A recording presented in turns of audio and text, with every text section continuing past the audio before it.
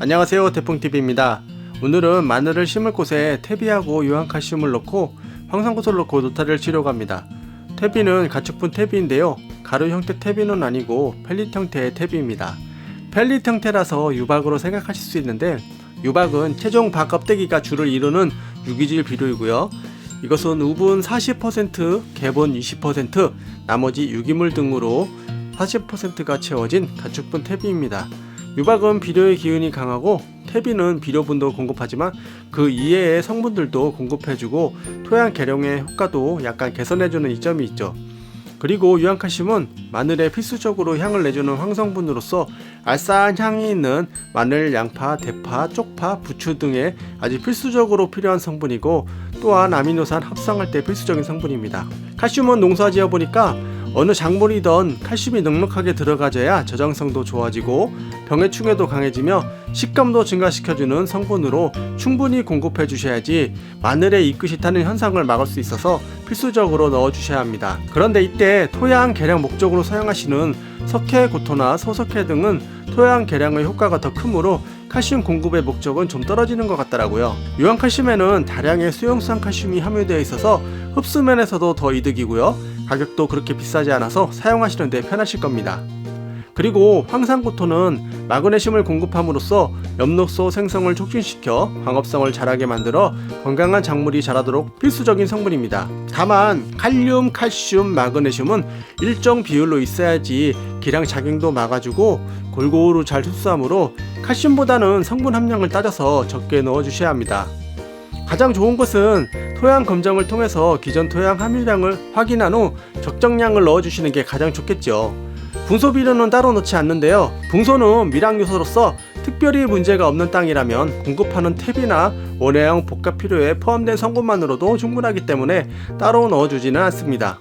그러나 특수한 상황에서는 결핍 증상이 일어나는데요, 특별한 상황은 토양의 pH가 7.5 이상으로 용털과 불활성화 현상에 의한 흡수불량과 토질이 사질 토양으로 붕소의 용탈이 심할 경우 결핍증이 일어납니다. 붕소는 생식구강과 새로운 세포의 신장 그리고 세포의 벽을 구성하는 주요 성분으로 붕소가 부족해지면 생장이 저하되고 절간이 짧아지며 꽃과 열매의 결실이 불량해져 큰 수확물을 얻기 힘들어집니다. 그러니 시청자님의 밭 상황에 맞추어서 사용하실지 안 하실지는 결정하는 게 좋으실 것 같습니다. 붕소는 미량원소라서 과다 투입하게 되면 오히려 잎이 타고 오그라들면서 오히려 성장이 안 되는 현상이 발생합니다. 위에 띄워놓을 테니까 한번 붕소가 과다되면 어떻게 되는지 확인해 보세요. 제가 지금 복합 비료를 같이 넣어주지 않은 이유는 아직 마늘을 심으려면 시간이 좀 더 걸리기 때문입니다. 특히 복합 비료에는 질소 성분은 퇴비나 알칼리 성분과 만나면 가스로 휘산되는 성질이 강하므로 퇴비와 알칼리분 질소는 일정 기간을 띄워서 각각 살포해 주시는 게 좋습니다. 적어도 이런 성분들은 최소 15일 이상 넉넉히는 한 달 이상 띄워서 살포, 로타리를 해주고 안정화되기를 기다렸다가 정식 10일 전이나 복합 비료를 뿌리고 두둑을 만들어 정식하면 좋습니다.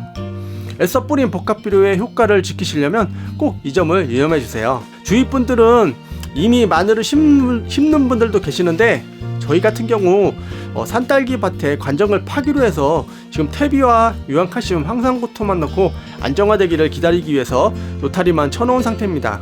제가 이번에 파는 관정은 중형 관정인데, 보통 중형 관정 같은 경우 굴착기로 판 흙을 불어내는 에어 컴프레셔가 필요한데, 저희 밭 같은 경우에는 진흙로가 좁아서 이 에어 컴프레셔를 실은 차가 들어올 수가 없어 자체 컴프레셔가 장착된 장비로 파려고 합니다. 물론 자체 컴프의 힘이 따로 있는 장비보다는 약해서 80에서 90m 밖에 팔 수 없어 아쉽긴 하지만 이 이외에는 선택권이 없기에 울며 겨자 먹기로 해야 되는 상황입니다. 이 영상을 보시는 다른 분들도 저 같은 상황에 같은 분이 있을 거라 생각합니다. 그래서 소형 관정으로 만족하시는 분들도 있으리라 생각하는데, 그래도 중형 관정이 소형 관정보다는 물량이 많으므로 이런 컴프레셔가 장착된 굴착기로 중형 관정을 파는 게 차선책이 되실 거라는 생각을 한번 해봅니다. 시간이 되면 영상 촬영해서 이 부분도 한번 영상으로 올려보도록 하겠습니다. 다시 돌아와서 로타리를 치실 때 돌이 있거나 한 곳은 로타리를 앞으로 하고 후진으로 로타리를 치시면 좋은데요, 이게 흙이 미루면서 가기 때문에 나중에 로타리를 다 치고 나면 흙이 울퉁불퉁 이렇게 해집니다. 이때 거꾸로 돌려서 로타리 날을 살짝 흙에 닿게 높이를 조정한 후에 한 번 더 쳐주시면 평탄화 작업이 됩니다. 이건 영상으로 확인해 보시면 어떻게 되는지 아실 수 있을 거예요. 오늘은 마늘 심을 곳에 퇴비와 유황칼슘, 황산고토를 넣고 로타리를 쳐봤고요. 다음 시간에 다른 이야기거리를 가지고 또 찾아뵙도록 하겠습니다. 시청해주셔서 감사하고요. 구독과 좋아요는 큰 힘이 됩니다.